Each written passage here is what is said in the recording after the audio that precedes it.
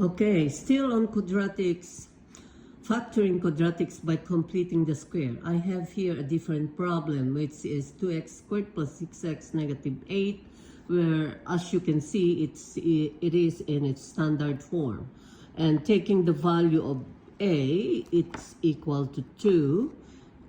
Your b is 6, and the constant is negative 8. Okay, now proceeding to the next step, we divide the whole equation by the value of a, which is 2. So we therefore have 2x squared plus 6x negative 8 equals 0 all over 2. We arrive at x squared positive 3x negative 4 equals 0. Okay. Now the next is we get the value, or we can move first the constant to the right. That will become x squared plus 3x equals 4. Now, taking the value of b, that is 3. What do we do with the value of b? We multiply b with by 1/2, and that becomes 3/2. After that, we take the square of the result, and that becomes 9 over 4. Okay.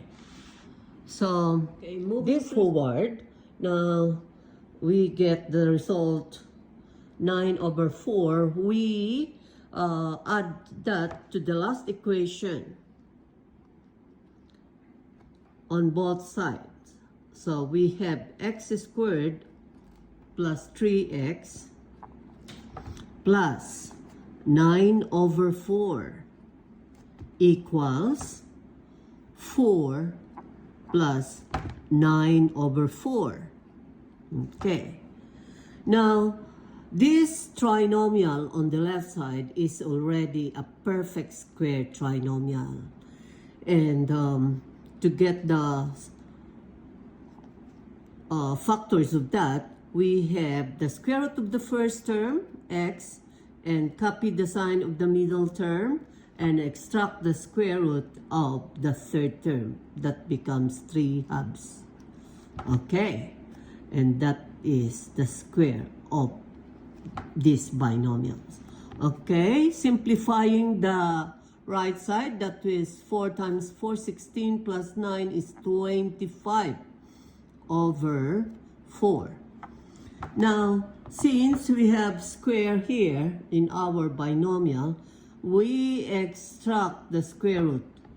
And so therefore, we do the same thing on the right side, which we will resolve to x plus 3/2 equals the square root of 25 is 5, the square root of 4 is 2. Now take note that every square roots, or the square roots of every number is always a positive and negative. Therefore, the value of x now is equal to, moving the 3/2 to the right side of the equation, that becomes negative 3/2. And for us here, we have plus 5/2. Simplifying, that will be 2. 3 negative 3 plus 5 is 2 over 2 is 1. The next one, therefore, is negative 3/2 minus 5/2 equals, these are both negatives, that becomes negative 8 divided by 2 is negative 2. Therefore, x is equal to 1 and x is equal to negative 2. Okay. All right. So I hope you understand that. And for the steps of solving quadratics by completing a square, I will add that on the next page. And thank you for watching today. And please subscribe my YouTube channel, Maths Made Easy by Shirley. That's all for today. Happy Friday, and you have a wonderful weekend, everyone. Thank you.